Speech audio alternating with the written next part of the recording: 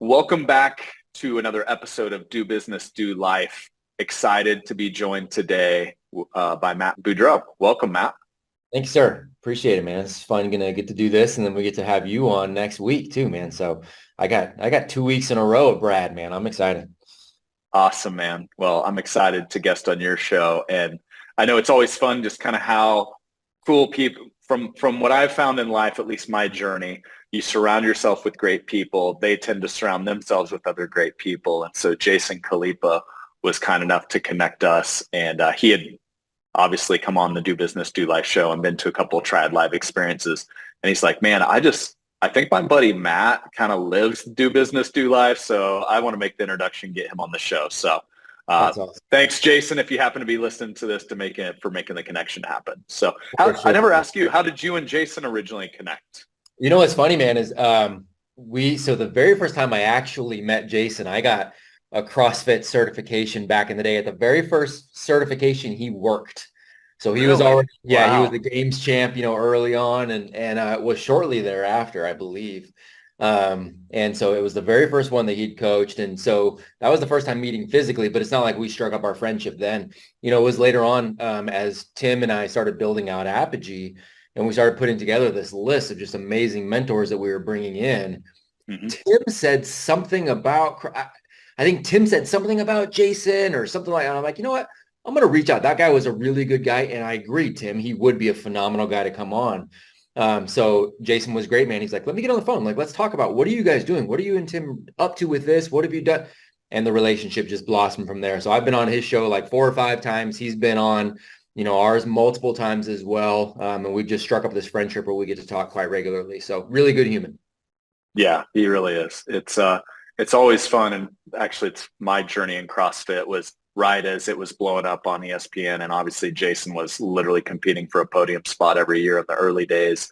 And so it's cool when you see guys that you like look up to in some sense, because obviously they're killing it when it comes to the athletic feats that he was pulling off. But then you meet him in person. He's actually a better dude than he is an athlete. He And just, And that's it, that's, right? Like yeah. that was why we wanted to bring. I mean, this is, when we're bringing guys in on our side of things, we're bringing in guys that are. Yeah, Andy Frizzello is killing it. That's great. He's doing Mhm. great in business. He's a better human. So Yeah. let's bring him in, right? Patrick Bet David's obviously killing it in business. He's a better human. So we're Yep. bringing him like, so it's that, man. And that's what it was with Jason too. It's obvious. He's a concerned human being. He enjoys helping people. He's a great, husband, a great father. That mattered to us far more. Yeah. Well, it's what this show's all about. We want to do Yeah, business with brother. people we want to do life with. So, hey, we're all in Awesome. the right spot. Right. Well, cool, Matt. Let's get to you because I know our time's limited today. So let's go into your background and what's cool. Obviously, being a show for financial advisors, you took because if I really like look at synergies here, the financial advisor is a form of a school. It's a school for finance, personal finance for most of our audience is retirees as they transition into their work from their working years into their retirement years and how to successfully do that and the frameworks and coaching they need to stick to do that. And you were very early in the Acton Academy, which was doing similar on the education front, a different approach to education. So I'd love to just share your story. How did that come to be, background? And then I think there'll be a ton of learnings and we'll just go from there. Yeah, I appreciate that. I'll give you kind of the 30,000 foot overview and then we'll go wherever you want to go. But I like the way you framed that because we have this, I'm always quick to tell people I'm a career educator and people automatically think schools. And then I will also follow it up with, I very strongly believe school and education are not the same things. And in fact, I think a lot of times they're at war with each other. And school is this finite game. It is what I call the biggest religion in this country. Education is growth. It is the natural state of a human being. It is something that you've got to be intentional around. You can do that in multiple avenues. Obviously, finances being a huge part. It's a place that continued education matters. So I got into, I guess, that mentality, but got into schools via turning down a job at the White House coming out of college. So came out, I had done the 4.0 thing my entire life, was always a 4.0 student in high school and in college and in graduate school, but it's not because I was super smart. It was because I saw the patterns of school. I figured out how to play the game. and I could do very little work to get my A's and then focus on, girls and sports, like, right, the stuff that mattered. But coming out I turned down this job at the White House. So I graduate and I had no idea who I was. I had no idea what skill sets I really possessed. I had no idea how to really get educated. I just was really good at school. So I brought the work ethic, at least, that I had to some of these odd jobs. And one odd job led to another. And ultimately I landed at Stanford University and ended up working at Stanford for quite a long time, where I got to see the game of school from the inside. And the game, meaning I saw admissions games. I saw the game of, well, these young guys are really, really good at school, but they're really struggling at life. Started seeing all those things and thought, well, naively, I thought, well, I'll go change it.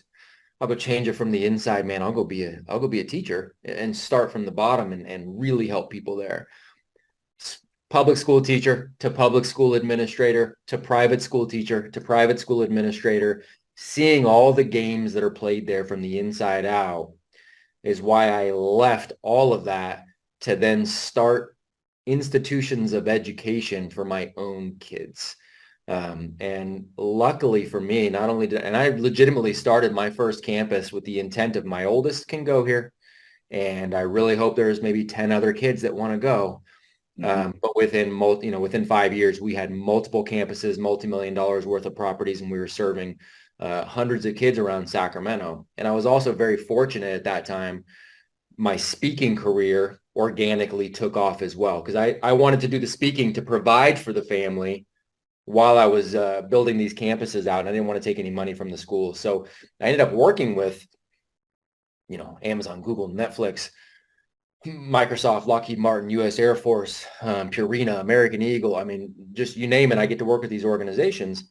And they're bringing me in because they're going, ooh, we're hiring all these really well-schooled individuals and they suck and we want to get rid of them. Help us not fire everybody, right? A lot of well-schooled individuals who aren't educated.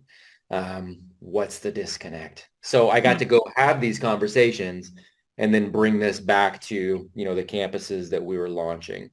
So ultimately launched a bunch of campuses, partnered with my friend Tim Kennedy, who a lot of the listeners will probably know who Tim is, and helped him build a school. But then we started our mentorship programs, which is now in multiple countries for young men, for men. We've got our women's program, launching our young ladies program, and we are launching about 100 K through 12 campuses in the fall of 2024. So I'm never hurting for things to do. So there's a big old mouthful right there, man. Cool. So let's dive in and break some of that apart. So I just happen to be semi-familiar with Acton, which is where this started. And then I know it evolved since then. Just because I've got a couple buddies in Austin, they were sending their kids there. John Broman runs a really cool group, Front Row Dads. And so there was a lot of conversation around education there. And then I think the other thing I see is COVID blew everything up. And then all of a sudden parents were homeschool teachers. And then I think that's where like some of this, like, I'll call it like a movement that's happening right now that I feel when it comes to children and education and a different approach to it. So can you maybe give us like the beginner's version of what is the difference between here's my public school or private school K through 12 experience, and here was Acton's approach, and then how that's even evolved to what you're doing now? Yeah, for sure. The best way I can describe it is school gets you really good at school. So we've been sold this thing that this idea that school and the way that we all have grown up going to it, what I call the conveyor belt model, was maybe somehow put together by a group of experts that said, look, this is how child development works, and here are the foundational things they need to know or need to do to be good at life. And not only is that extraordinarily far from the truth, it doesn't map out to the real world at all. You and I both know people who crushed it in school and are having a really hard time in life. We also know people who had a really hard time in school who are crushing it in life. And that's partially because these are two different games altogether. Just because somebody's really good at basketball doesn't mean they're good at baseball. Just because they both have a ball and there's a team involved, like there's these little tiny things that cross over, but it's not the same game. Well, school and life aren't the same game either. So conveyor belt schooling gets you good at school. What we were doing on the Acton Academy side and on the Apogee school side is a microcosm of the real world. So what that means is we take the meta skills that actually matter and transfer. So are you able to communicate effectively? Are you able to think logically? Are you able to engage in civil discourse? Meaning you can articulate what it is you believe and why you believe it, but you're also able to genuinely listen to somebody else's point of view who may or may not agree with you. You're willing to consider their evidence and be brave enough to go, okay, well, your evidence is better. Maybe I'll change my mind. Or self-confident enough to go, okay, I see your evidence. I still don't necessarily agree, but we can be friends. Like, we're okay.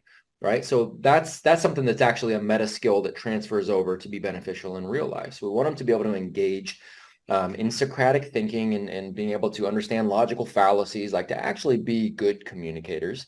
We want them to understand that physical education and physiology is the precursor to the what's trendy now is to say mental health for young people. Well, physical health is the precursor to mental health. We want them to understand what finances look like, and we will do it often through the lens of entrepreneurship. All of our kids are going to start businesses every year or take their existing business into perpetuity, not because they have to be an entrepreneur, but because of the lessons that are transferable, right? We want them to be experience-based. I won't even say project-based because people don't really know what that means and they take it a different direction. We want things to be experience-based. An example that I like that Elon Musk gave is he said, school goes, all right, everybody sit down. We're going to teach you about wrenches. Here's a wrench. This is a socket wrench. And nobody cares. None of the kids care and they don't know what it is. But if you take the young heroes and you're like, hey, check out this engine. This car's freaking sweet. Check out this engine. This engine's broken though. Let's go fix it. And they go in and they jump in and they're trying to fix it because they have a goal of doing something. And in the process, it's like, oh, okay, I need a wrench for that. That's what this is right here, right? That's an experience that you can root things to versus just yapping at people, right? And so we built out a bunch of experiences and projects based on that. Very internship heavy, very apprenticeship heavy, very personal responsibility heavy, including jobs on campus. The whole idea was I wanted to get all of my campuses to be completely run start to finish by young people. All of it. So the kids at the school are actually maintaining the school. Are they like cleaning the bathroom and refilling the paper towels? Like, is that what you're talking about? Oh, they're cleaning the bathrooms, refilling paper towels. They are hosting the parent meetings. They are hosting the open houses. They are hosting the exhibitions. They are the ones giving the tours. My chef at my Roseville campus was 17 and he hired 13 and 14-year-olds. He went down to Weston A. Price, went down there, learned how to cook, went to some culinary programs, self-taught a little bit on how to cook, made real food every day, and had to hire 12 and 13-year-olds who had to interview for the position to go in and become the kid. Like, that's a microcosm of the world. Oh, cool. So would you rather have that or somebody who's really, really like can't talk, self-conscious, man, but they got an A in trig? Who cares? So, okay, a couple of thoughts there. First off, I'm assuming if you have to clean the bathroom, you probably try not to mess it up too much, where it's a little bit self-policing. And I'm just thinking back to my grade school lunches where, some days it wasn't too great. It's hard to complain about the food when your peers are the one making the food. So what are the learnings that come out of kind of that self-policing environment, I guess? Yeah, you learn that rules of engagement matter, meaning rules of engagement on a good conversation. How do you do this well? How do you have a conversation with somebody who is responsible for messing the bathroom up? How do you do it well? And then how do you hold those kind of boundaries? And then if you're the person who's, kind of being the offender of these boundaries, how do you respond to that? What is the penance for things like that? How do we come to something fair? How do we have, like, these are the conversations you end up having, and we end up creating these codes of character. And it's really what we call it. We call it a contract. It's exactly what it is. We create a contract where it's like, look, this is who I'm going to be. This is how I'm going to show up. We have a ceremony around signing that contract, and we go, look, we're all agreeing to this. We're in this together. So let's do this the right way. If you break contract, you are potentially not going to be here, and that's not even going to be an adult decision. I've had to refund tuitions because students fired other students. Mm. There's life lessons there, and those are hard conversations. You get used to having that kind of thing. That's normal as a young person. That's a superpower as an adult going into the workplace, going into relationships. Well, it sounds to me like running a business almost. It's like, hey, you've got people on the team. You need to align them around this mission, these core values. And by the way, those that aren't aligned with that, if you don't have tough conversations and either they level up or transition out, then you're hurting the collective whole of the team. So it sounds like you're kind of turning a school into a mini version of what could be, I guess, termed a business, but they're also learning while they're participating. Is that Bingo. how Yeah. do you feel about that definition? I mean, that's legit. It's a microcosm of the real world. It's a microcosm of the skills that are going to actually matter. Like, that's the point. We're learning to play the game that you're going to play for the rest of your life. You're learning to play the infinite game versus the finite game that makes you wonder later on why you're not good at the infinite game. Mm-hmm. School versus life. Big fan. I'm assuming you're referencing Simon Sinek's book in that context, or do you have other definitions outside of that one? Infinite game versus finite game. I'm speaking I'm a big fan of Simon too, but I'm speaking specifically of the difference between schooling and education. Mm-hmm. Education is the infinite game. At the end of the day, you can experience as much as you can. You can study all day long. We can do this until we're 120 years old and then go to the grave, and you're going to know 1% of 1% of 1% of 1% of all there is that you could have possibly known in this life. It's an infinite game. It doesn't end. You have so much to continue to explore. School's job, part of the job, is to trick you into believing there's a checklist. There's a finite checklist that once you get done, and by the way, somebody else is going to give you that checklist. You don't get to decide what it is. But once you get done, ta-da, now everything works out well. And then you wonder why the infinite game's not working out well because you did the finite perfectly. And that was supposed to be the thing, right? It's supposed to be the unlock. It's not. It's a distraction. Okay. So we've got a bunch of financial advisors listening here, and we also probably have a lot of financial advisors that are parents. So this is kind of a cool cross section. So let's go into personal finance. Yes. Because I believe this is one of the biggest failures of our current education system, where children graduate high school and they don't know how money works. I can think of a really, really intelligent friend back to schooling. Like, I think he was perfect math, perfect ACT.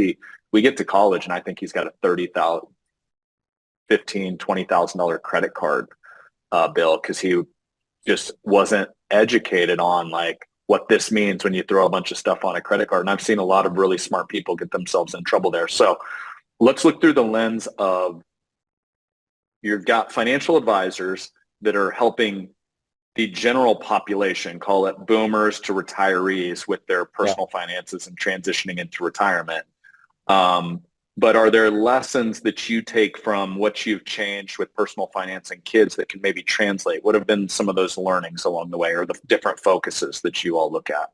Yeah, we take a look at, because even that concept alone of personal finance is, as you know, and as all listeners know, it's a vast topic. So we want to give the kids as much influence as possible and experience as possible in all of this. So like I said, they're all running businesses or taking their businesses into perpetuity, right? So they're getting real time, hey, this is, and we'll dive into understanding like just some of the basics on, hey, this is, this one's a sunk cost versus like they dive into all of these concepts, but they're actually bringing their products and services to the market. So they're actually trying to make money, and they're having to go back in and go, okay, what were my expenses? What's the general income? They're having to, create P&Ls. And as obviously as the businesses get more sophisticated as they get older, there's more and more that they're adding to this. But it's something that just becomes a normal conversation for them as they continue to do this over and over. As they get older, get into the middle school, get into high school, they start doing various case studies, everything from investment to real estate investment to we're going to put you you're gonna go draw a scenario where it's like, okay, you're a college grad. Here's where you live. Here's what your degree is in. Here is your new spouse. She's got this much debt. You guys got to work together to figure out, okay, so like, look, real time right now, you're in New York City. What are the rents in New York City right now? Like, go look, go figure out where could you potentially live? What is the degree you have? So what are the open jobs right now? How are you going to go get one of these jobs? And if you come in, let's say you land that job and it's going to make you X amount. So what is that going to look like? Let's map out all of our expenses. Now, don't forget your new wife. She's also got all this college debt. So what does that debt look like? What is your debt service to that, turn into? At what point do you think you're going to be able to buy a home, and how are you projecting this? So they'll go into these various scenarios where they're role playing, and then they'll also do case studies of other people who have gone through similar situations. So they'll take a look at these different financial models. We'll talk about the 1041 tax system and how that differs greatly from the 1040 tax system. But we'll tackle that in their later years as well. So we'll do all of these things, but I'll tell you right now, the most important thing that we do on campus from understanding the financial implications of anything they're going to do is we talk to the parents. And we talk about the parents' current financial situation. We educate the parents on the 1041 versus the 1040. What are different, opportunities that you have? We'll have advisors come in for the parents. And then as the parents are moving their own plan forward, we have them share their specific plan, the cash flow for their family, any kind of trust structure for their family. We have them share that with their own kids and bring them along for the ride. We grew up in this weird time where it's like, it's rude to talk about money. You don't talk about politics. You don't talk about religion. So now we got a whole population that can't talk about money, religion, and politics. All right. So we want the parents to get their own education moving forward and bring their kids along with them. That's the most powerful thing we do. Interesting. So you're really connecting the dots of the transfer of wealth generationally. And it feels almost like a family board meeting where you're bringing the parents and the kids in, and it's just like, hey, let's talk through what this means. Has there been resistance to that? Because with some parents, or is that part of, hey, this is what we do at the school, so if you're not cool with that, then this isn't for you? Yes, and because people say they're cool with it until you actually start to do it, and then they get uncomfortable, and then they get like, oh, well, I wasn't here to be shown that I don't actually know anything about my own finances, And so it's like it's this uncomfortable thing, and I don't. So now I've got to show my children that actually we're struggling, and actually I'm pulling payments off a credit card to try to pay for this credit card, and I'm embarrassed now, and I'm like, we have had a couple of those situations. But it's, again, a microcosm of how education actually works. The best way to educate a young person is for the adults in their lives, which the parents are the primary educators, to further their own education and bring their kids along with them. It is the most simple way, but it is a hard thing. And we've done it forever, right? Like we've always done. I'll use it. Brad, do your kids speak English? They do.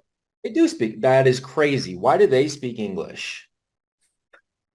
I'm assuming it was modeled to them. You speak English, right? Did you send them to school to learn to speak English? What school did you send them to learn? You didn't send them anywhere. Are they walking? Yeah, with their 2 feet? Because I know they're roughly the same age as mine. Did you send them to school to learn to walk? You didn't. Like, you just walked. They started walking. They fell on their butt. They failed at it. You cheered on the failure. You kept modeling it. You kept encouraging them to fail over and over again. And now they're walking, running, skipping, jumping. This is how we're actually designed to learn everything. And people don't like that it's actually that simple, but it is. But the reason people don't like it is because it means, hey, Brad, you as an adult are the primary educator for your kids. You've got to move yourself forward. And if you'll take the time and responsibility to bring your kids along with you, that becomes the baseline of normal for them too. I love that. So how I would summarize that concept is, I look at how I learned math growing up in my traditional public school, small town Kansas. Here's the story problem. This train is going this many miles an hour. you're basically taking the story problem into the real world and saying, hey, this is how much money's in the bank account. You live in New York City, go to a website, find real places in the real world that you would have to rent out that have enough space, and here's where you work. So it's got to be close. And you're just bringing the concept into real life is my summary of what you just shared there. Bingo. It's exactly it. And when you do that, you find out that they actually care. And when you don't attach it to an arbitrary timeline, you find out that they get it really, really quickly. One of the things that school insidiously does is starts to say, hey, academics matter so much that we need to shove it down the throats of our 5-year-olds and make sure everybody's reading, writing, and starting specific math classes, because we got to make sure they're ready there so that they stay at this ambiguous concept of a grade level, and they've got to be compared to the other ones at a grade level, and we're going to call them ahead or behind because of that. And then they're going to get to algebra by this age, because otherwise life's going to, that is one of the most insidious things we do, because we say development levels, we don't actually care. We're going to shove this at you early and often. We're actually going to make you think that you hate learning. We're going to make you apathetic. And of course, it's not universal. It doesn't happen to every single child. But it's not in line with our development. I have watched when parents have allowed for natural development to take place, I've watched kids go from I've never even seen a math problem to wildly proficient in algebra in about 100, 120 total hours. Total hours. That's what's normal. Not 12 years, hours. Because you're applying it back to the wrench analogy. Let's go bring this into the real world and learn how it works. Bingo. Because you're applying it there. You're making it interesting. You and I both know we don't get excited about something, it's going to be really hard for us to learn it. Well, guess what? It's the same thing for your kids. They're not practicing to be people. They're people, just with less practice, right? So when they're excited about it, that changes the game. Also, when they're developmentally ready for it, that makes all the difference in the world as well. And again, that's a blanket statement, but 5 is not where we need to be having them sit down, be quiet, and shove a bunch of facts at them to regurgitate, and then start telling them you're either ahead or behind, smart, not smart, based on this. If it was the way to do it, again, I hate to do this because it makes people upset, but here's the logic behind it. 92% of our population that's 18 or older right now has a high school diploma from a conveyor belt schooling system. Does anybody look at our population and go, oh, 92% at least, yeah, wildly educated? You bet. Nobody does. But they all would do that same thing. Okay. So I want to take this concept and now I want to apply it to the world of financial advisors. Sure. So a lot of the listeners or those watching in right now, they do a lot of live events. So dinner seminars, they do a lot of client events. So they've got this pool of retirees. They've helped transition from the working years to retirement. And now obviously they create learning experiences for them, fun experiences for them. I've had offices, rent out a movie theater and say, hey, be a rock star grandparent on me, bring the grandkids. So if we kind of apply the concept of they're already working with the grandparents and parents, and now there's a huge opportunity, because what do I want as a parent? I want my kids to succeed in life. And I know personal finance is a massive part of that. So if I was looking through the financial advisor lens of like, hey, I'm going to create a really cool interactive experience that can bring the kids in, which by the way, it's also checking the box when, people pass on, where's the money go to the kids? And every financial advisor wants to retain that if they can. So if we look through that lens, like what are some cool things that you would look at if you were a financial advisor to kind of create this educational experience to bring the kids or grandkids into? It's a good question, man. It's an interesting question. As you're saying this, and this is not a knock on it, like I run a lot of Christian-based schools too, right? I ran a lot of those before I launched a lot of mine. So within that, I was working with some of the biggest churches. Actually, I was going to say in California, but by default, they're also some of the biggest in the country. And it was one of the things that I always struggled with was what we did for our kids. It was like, hey, we're just going to bring the kids in and we just want them to get addicted to the fun part and the Mm-hmm. enjoyment part of our small groups and our youth, camps and all this stuff. But there was Mm-hmm. actually never any substance there. And what I heard from a lot of the kids was like, I mean, that's cool. We have a good time, but we actually want knowledge. Like we actually want, I don't want just dodgeball again and then to bounce around, in something that looks like a rave and just make sure we say Jesus every once in a while. Like I actually want some knowledge. So one of the things I would say for encouraging that is understanding that you aren't going to have to do a whole lot of separation for these young kids. Now, bringing in the 5 and 6 and 7 year olds, at this point, it's just about the relationship with the parents. Do they have good relationship Right. with the parents? Do the parents genuinely talk about it with them every once in a while?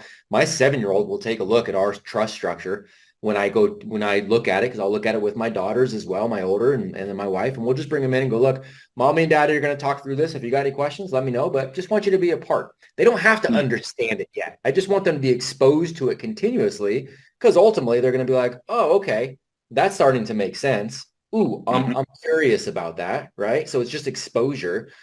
But I would say for an event like that, man, when you get somebody, if they're past that developmental age of like 12, 13, Mm-hmm. let them actually be a part of what the adults have going on. Don't try to dumb it down. Don't try to separate them. Honor them with a, hey, we want you to be a part of this. And if it feels weird for them, one of the best things you're doing is a service to that family, because you might be showing mom and dad they have an extra connection they need to make. But I truly wouldn't change a whole lot. I really wouldn't. I would raise the bar and go, here you go, you're capable. Mm-hmm. Mm-hmm. So invite them into the conversation when the time is right. And that's a very early age. I mean, 12, 13, 14. But I also look like that's just right before high school typically. So are they starting to learn about this stuff? Maybe they have a debit card or, I Sure. think there's some of those other accounts where the parent can load them with money. That Of makes a course. lot of sense to me as far as the timing. Of course. And they can start to, when they get to that, it's roughly that 12, 13 year developmental range where they can start to understand some of the more abstract, um, you know, concepts. They can start to understand things like compound interest. They can start to understand, looking at things from a long-term investment strategy. They can start to understand what that means. Before 12, that's a harder brain. There's a big brain jump that happens around 12 or 13. And Mm-hmm. so before that, they have a harder time with some of that abstract concept, right? But you can start talking about some of those bigger concepts around that age, and they will Mm-hmm. grasp it really, really quickly. We've got a weird thing. The word teenager wasn't even invented until 1944. It wasn't even a thing. You get to be 13, that's why a lot of cultures have like kind of this rite of passage around there, right? You're expected to take on massive amounts of responsibility, but part of it is because you're also capable, and you're capable of more complex thought as well. So don't dumb things down for them. Honor that and bring them along with you in those things. And I tell families from a financial perspective as well. I say, look, man, here's a great thought exercise for you and your spouse. Obviously, if you've got kids that are like, 2 and 3, this doesn't apply. But if they start to get to be 7, 8, 10, think through this thought exercise. What happens? You guys go, okay, we're going to leave the kids home just for about 30 minutes, man. We're going to go out and we're just going to go pick some stuff up at the store. You go out to the store and you get snowed in. Like you're now living in the store for the next 24 hours because the snowstorm hit and you're stuck. Are your kids good for the next 24 hours? Or does the household go to chaos? Like what happens? Are they able to cook dinner? Are they able to, are they responsible enough to where they're going to go to bed on time? Are they going to take care of all the rest of the chores around the house? Do they understand how to do that? And can it be a kind of a no factor that you're gone for 24 hours? What if you were gone for a week? What Mm-hmm. if you were gone for a week? So take it further. Can they run the household for a week? Are they able to take care of things? Now, obviously, if they can't drive and they can't get to school or whatever that looks like, I understand that that's a thing. But do they know who to call? Could they get a ride? hey, what happens if you're gone for a month? Are they able to jump in and go, so I say this, if we had to be gone for a month, my 12-year-old knows how to pay all of the bills. She knows how to get our bank account information. She knows where the money's coming from. She knows where the money flows. She knows how it flows from the business to the business trust to the family trust into a foundation. She understands there's a list. We have a literal list of what each one of those is allowed to pay for. So she has a concept of that. This would pay for this. This would pay for this, right? Like, you make your kids capable, make yourself capable, and then make your kids capable. People don't like that it's that simple, but it is. It just takes the forethought and responsibility and not going, I'm just going to outsource it to school. And then since I'm outsourcing it to school and I pay through it with my, I pay for it through my tax dollars. Well, now I also have the right to point and go, school should be teaching them. No, no, no, no. You're the primary educator. You're a financial advisor. You should be doing the majority of the advising for them now, period. Mic drop. I mean, it is Love what it. it is. I love it. All right, I want to hit one more thing on finance, and then you've got some fun stories we got to get into. So we'll go more the do life side for the end here. I believe one of the things that you've helped do, and I'm just thinking through financial advisors, they're always looking for, hey, what are experiences we can create that benefit obviously my clients, that benefit my business because it makes it stickier because they never want to leave. And then we're getting much into the conversation on how that transfers to maybe the next generation. I believe at Acton, and I'm guessing in your new model as well, which I want to really make sure we define that because we'll link to it in the show notes. Apogee, is that the name of the school and your men's group, or is there a difference there? Yeah, so by the time this airs, we should have the website because we have a bunch of different landing pages and websites. It should just be under the Apogee Strong, and that'll link you to all the different, whether it's a virtual mentorship programs or the K through 12 schools themselves. Much like Acton, it's going to be, there are Apogee schools in various locations. Yeah. Do you have any in Kansas? Out of curiosity? I can take a look because we just had about 400 applications from around the world of people who wanted to launch these. We've whittled it down. We're down to about 100. And I know we're in multiple countries, but it's not every single state. So I'll find out if we've got an applicant in Kansas. Well, after we're done here, yeah, keep in touch on the Kansas side. I'd be interested to learn more. Okay, so I believe part of this, back to running and starting a business, I feel like they're almost like back in the day, I think we called them like science fairs, and you'd have a little booth and thing. But I feel like it's a business fair where it's like, here's my business, and are all these kids like, here's my business concept? Because I think that can be a really cool financial advisor experience. If you're like, hey, we're going to do a business fair for your kids and grandkids, and they host it and facilitate it. So how do those things work? So smart, man. It's a phenomenal thing for any organization. And so Acton does a really good job of launching they have a children's business fair.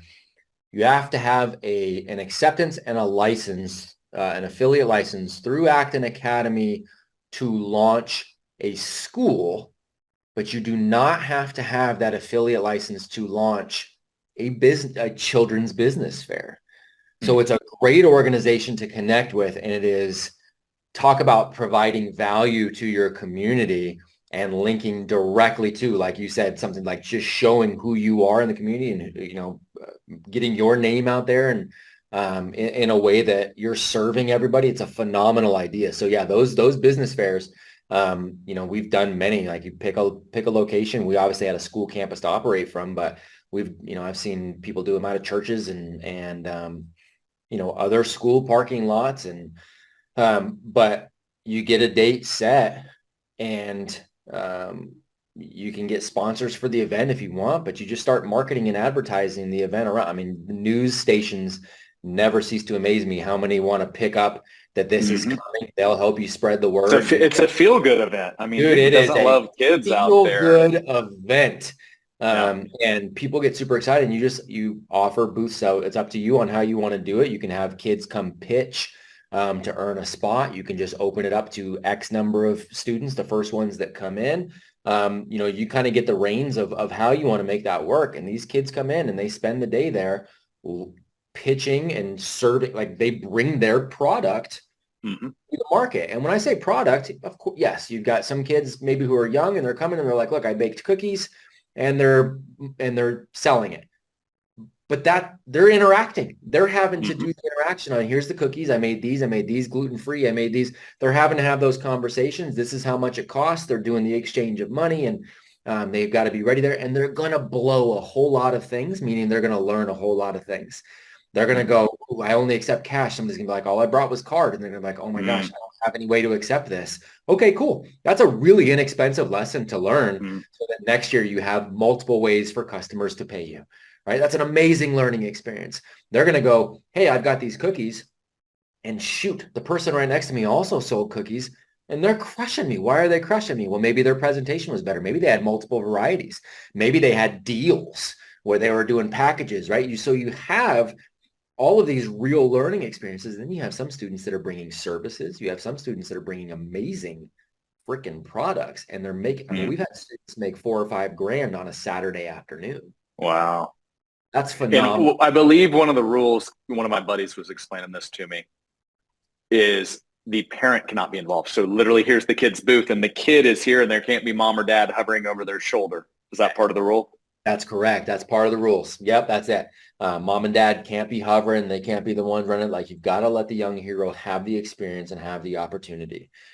Yeah. Any other non-negotiables on, just like, if I'm an advisor listening in and I wanted to kind of do this, obviously sounds like they can go to the Acton website, check it out. But any other, like, here's the frameworks to pull this off? It's really generally very loose that way, so that you can, bring it to your community in the way that's best possible. But that's the big thing, is just making sure the parents are going to stay out of it and that everybody is there being super supportive. Rule of thumb, you don't want to go for more than about 2 or 3 hours, because the kids will get burnt. They'll get burnt out for sure, but it's a great experience, man. And we would have 1,500 to 2,000 people show up over a 3-hour period for our kids at our fairs. It's just Acton Children's Business Fair. And to be fair, my friend Connor Boyack, who's an author, he writes books called the Tuttle Twins series, if anybody's ever heard of that. I believe they've got a business fair opportunity. There's a couple of organizations that are doing this on a grand, on a big scale. Very cool. Thanks for sharing that, Matt. Yeah, man. Okay. So I see the clock ticking. We've got about 15 here. So rumor has it, I was doing a little research here, that you trained under the famous Ken Shamrock at one point. I did indeed. Is that true? And for those unfamiliar with Ken Shamrock, just go watch the early UFC when it was a much. Not that UFC isn't intense now, but it was way more intense back then. Really, no rules. So give me your favorite Ken Shamrock story. Let's hear it. Yeah, Ken. Kansas. So to be fair, I trained under Frank, his brother, more than I trained under Ken. But Ken, the first time I actually met Ken, I had been training under Frank. I had heard rumors of a Lions Den tryout. And Ken, I get a phone call while I'm at work, and Ken's like, hey man, we're going to do a Lions Den tryout. Here's going to be the location. It's this coming Saturday. Can you make it?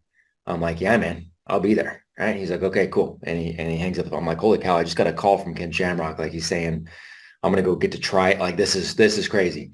Phone rings again a couple minutes later. I'm like, what's going on? And it's Ken again. He's like, actually, how much do you weigh right now? And I told him, he's like, okay, can you make this weight by this particular weight by Thursday? I was like, it's Monday. Yeah, I guess a couple days I can make it. And he's like, cool, make that weight by Thursday. Come to the weigh-in. I want you to fight on Friday. I'm actually doing a fight card on Friday.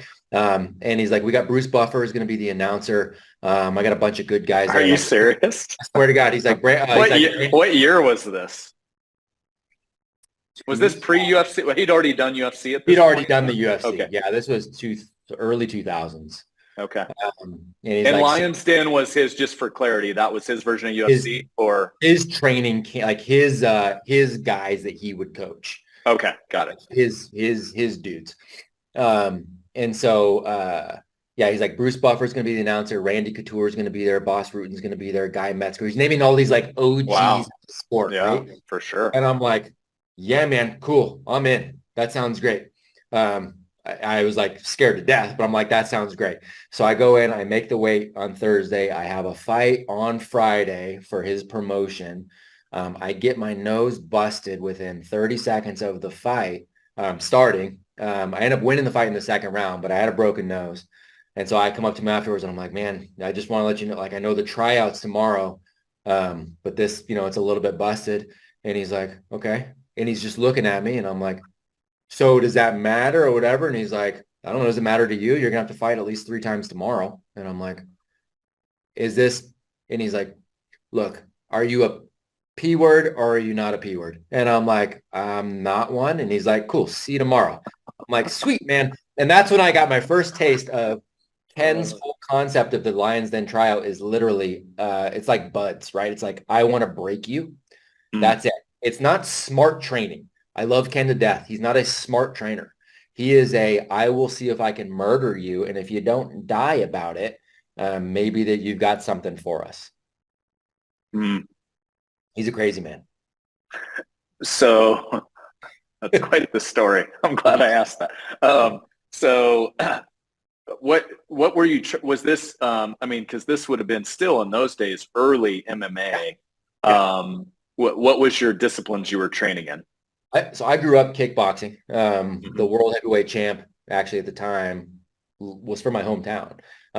He was my coach. He actually played Jean-Claude. I showed my son a movie yesterday. He plays Jean-Claude Van Damme's brother in a movie. Oh, really? Yeah. So old school movie Kickboxer, if you've ever seen it. Yeah. The guy that plays Van Damme's brother was my kickboxing coach growing up. So I had kickboxed growing up. I had very little grappling at that, but it's part of why I went to Frank Shamrock's gym in San Jose. So I was working some of those odd jobs before Stanford and training out at Frank. So Frank was training us in MMA, but I was still learning the grappling side of things. So it was early. It was sketchy. When we got there on that Thursday for that first fight, like I learned who I was fighting. Then there was a weigh-in. There was no blood tests. There were no to be fair, pretty much all of my fights, I only did 9, but they were a little sketchy for sure. Well, I mean, for anybody listening or watching in here, you can go back and watch UFC 1, 2, 3. Had Henner Gracie on. Nice. And obviously his uncle, Hoist, was like the OG, the guy that won UFC, I think 1, 3, and 4 or something like that. 1, 2, and 4. Yeah, one, 2, and 3, and then super fights afterwards. Yeah, that whole family. Well, like you remember the old school video game Street Fighter, where with all the characters? That reminds me of UFC 1. The dude with one boxing glove and like one sumo wrestler. I'm like, is this real life? But that's right. But that's where jiu-jitsu really came on the scene in MMA, where Hoist probably weighed 140 and was taking these big dudes down. So. Well, cool. How did you, what was it that drove you? Did your parents put you in kickboxing? Was it like young Matt just wants to go try a martial art or? Yeah, my dad was a hard man, for sure. And I enjoyed, the early like Bruce Lee films and the Van Dammes and all that. I always watched all those things as a kid. But I was also a really, really sensitive kid. My dad was I'm talking a hard man. And I thought I wanted to play basketball at 5. I went into this gym. I got the ball stolen from me. I cried, ran to my dad, and he's like, you're going to get back out there. Otherwise, we're going to do a different sport tomorrow. And I'm like, I'm not going back out there. Like, these kids are mean. And so his idea of a different sport was, now you're going to get punched in the face. Let's see if that helps. So, but I did at least grow to enjoy it. Yeah. Well, cool. Well, let's go to, we're kind of all over the physical fitness side, and you mentioned it earlier. I remember growing up in school, and let's apply this not just to kids, but adults in general and mental health, because I played college sports, and so I was basically forced to be physically fit. It was a job.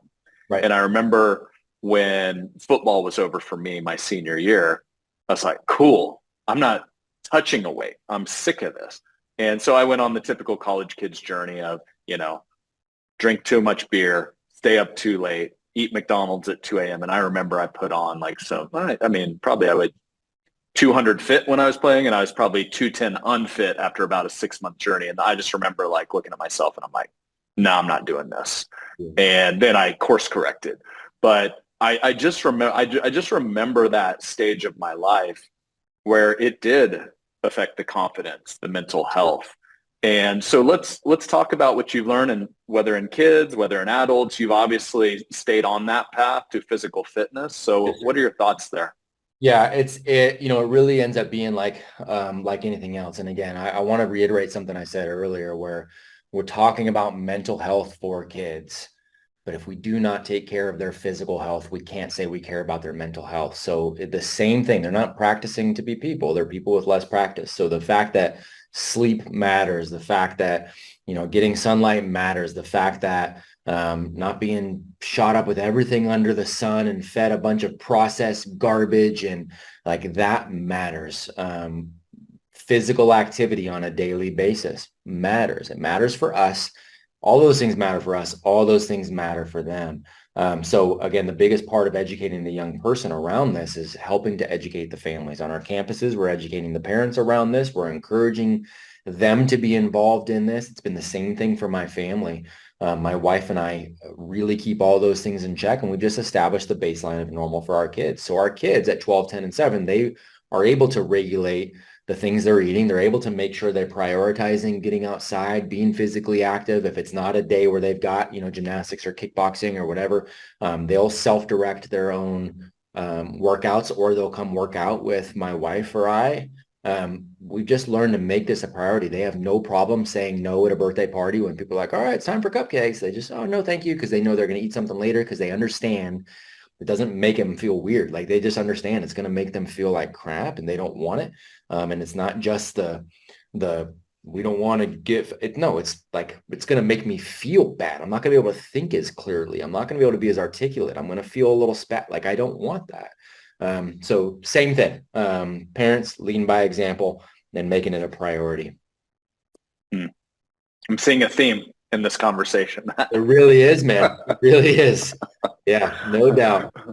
Well, cool. I know we just have a few minutes left here, and I want to give you some space to get to your next thing. So I'm just going to ask the last question here, which this is the Do Business, Do Life podcast. So I have to ask, what is Matt's definition of do business, do life? I like that, man. A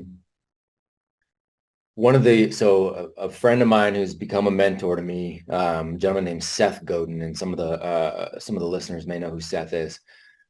Seth asked me one day, because he knows what I was doing on the school side, what should education be for?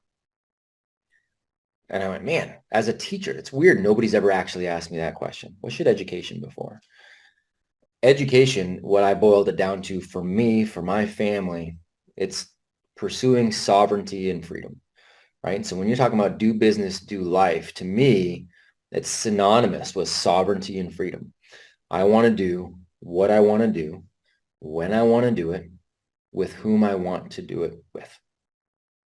That, to me, is the definition. And that's what I want for everybody listening.